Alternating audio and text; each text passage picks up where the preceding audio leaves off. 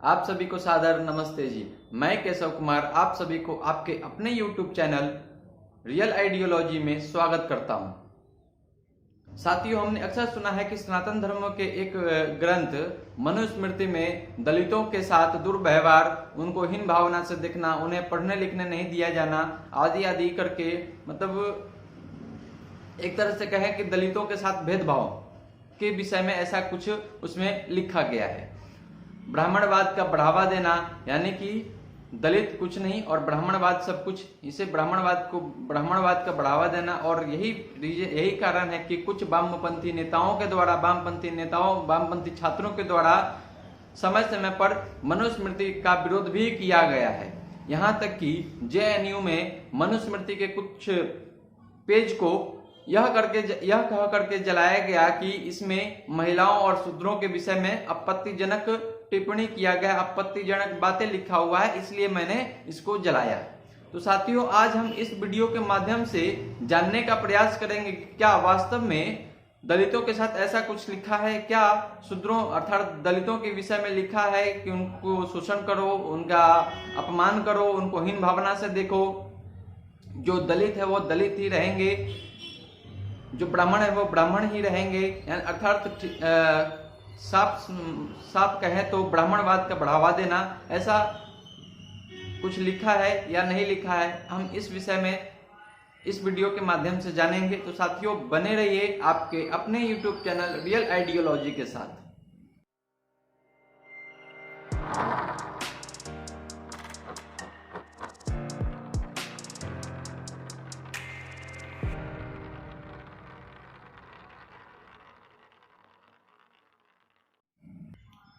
साथियों, मनुस्मृति का एक श्लोक है, शूद्रो ब्राह्मणता में ब्राह्मण चेति शूद्रताम क्षत्रिय अजात मेवंती विद्या द्वेषा तथैव च। अर्थात जो शूद्र कुल में उत्पन्न होकर के ब्राह्मण क्षत्रिय और वैश्य के समान उनका स्वभाव और कर्म गुण हो तो वह शूद्र, क्षत्रिय, वैश्य और ब्राह्मण कहलाएगा। और क्षत्रिय, वैश्य, ब्राह्मण के कुल में उत्पन्न हुए बालक का गुण, स्वभाव और उनका चरित्र शूद्र के अनुकूल होगा, शूद्र के जैसा होगा, तो वह बालक शूद्र ही कहलाएगा, वह मनुष्य शूद्र ही कहलाएगा। यहाँ पे नोट करने वाली बात यह है कि इस श्लोक के माध्यम से यह बताया गया है, साफ साफ तौर पे बताया गया है कि जो शूद्र हैं, यदि वो विद्या ग्रहण करके, विद्या अर्जन करके, विद्या प्राप्त करके यदि उनका गुण, स्वभाव ब्राह्मण के सदृश से होता है तो वह शूद्र ब्राह्मण भी बन सकता है। यदि उसका स्वभाव, उसका गुण क्षत्रिय के जैसा हो तो वह क्षत्रिय बन सकता है, वैश्य के जैसा हो तो वैश्य बन सकता है। यही नियम ब्राह्मण, क्षत्रिय और वैश्य पे भी लागू होता है। यदि वह विद्या अर्जन नहीं करता है तो वह ब्राह्मण शूद्र कहलाएगा, वह क्षत्रिय शूद्र कहलाएगा, वह वैश्य शूद्र कहलाएगा। साथियों, जैसा कि मैं आपको बताया कि वर्ण निर्धारण उनके स्वभाव और कर्म के आधार पर होता है। जैसे ब्राह्मण का कर्म पढ़ना पढ़ाना होता है, क्षत्रिय का काम रक्षा करना, सदैव देश की रक्षा करना, जनता की रक्षा करना, लोगों का रक्षा करना होता है। और वैश्य का कार्य धन कमाना होता है, धन अर्जन करना होता है। और शूद्र का काम इन तीनों के सेवा में तत्पर रहने का होता है। अब यहाँ पे प्रश्न उठता है कि शूद्र इन तीनों की सेवा क्यों करे? तो हम अभी के जमाने की बात करते हैं, अभी के जमाने के उदाहरण देकर के समझाने का हम प्रयास करेंगे। जिस प्रकार कोई बालक, कोई लड़का अपने लगन से, बहुत मेहनत से, लगन से पढ़ाई करके कोई डॉक्टर बनता है, कोई इंजीनियर बनता है, कोई कलेक्टर बनता है, कोई IPS बनता है।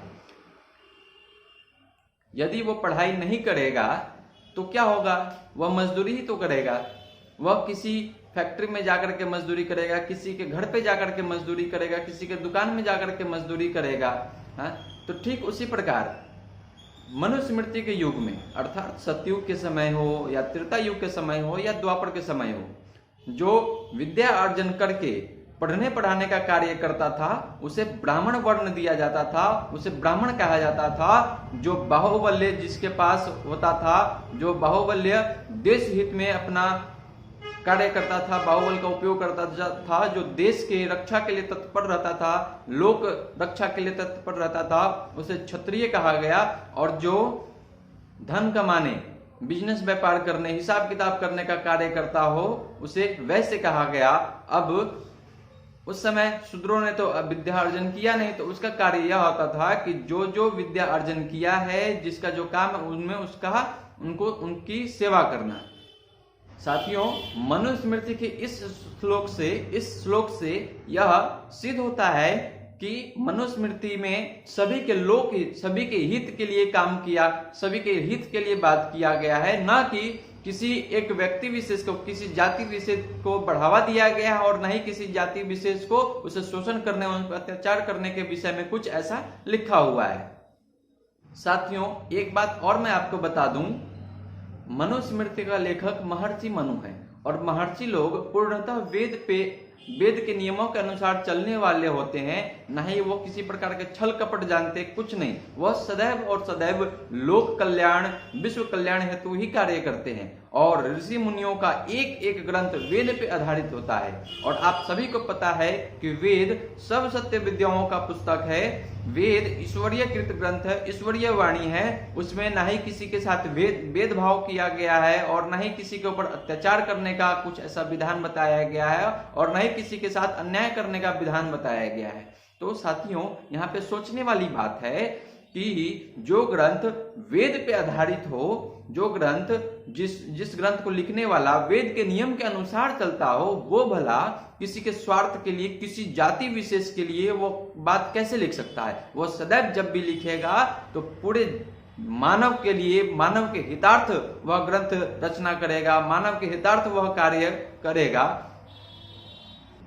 तो साथियों, आप सभी से मैं निवेदन करूंगा कि कोई भी किसी भी व्यक्तियों के बात में ना आकर के पहले आर्ष ग्रंथों का अध्ययन करे, ऋषि ग्रंथों का अध्ययन करे। आज के समय में जो स्वार्थी नेता, जो स्वार्थी लोग, जो वामपंथी, जो अलग अलग पंथ मजहब के लोग, जो सनातन धर्म पे उंगली उठाते हैं, वो कहते हैं कि सनातन धर्म में तो आपत्तिजनक चीजें लिखा हुआ है, महिलाओं के बारे में दुर्व्यवहार का विषय लिखा हुआ है, बहुत तरह तरह की चीजें जिसके ऊपर हम लोगों को ये इस तरह से बोलते हैं जैसे कि हम लोगों को लज्जित होना पड़ता है, और हमारे पास उसका उत्तर नहीं होता है। इसका रीजन यही है कि हमने आर्ष ग्रंथों का अध्ययन करना छोड़ दिया है।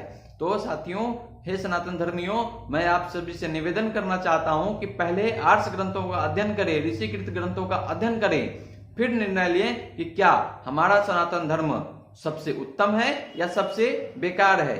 तभी हम निर्णय ले पाएंगे कि हमारा सनातन धर्म कैसा है, तभी हम अपने सनातन धर्म के विषय में जान पाएंगे।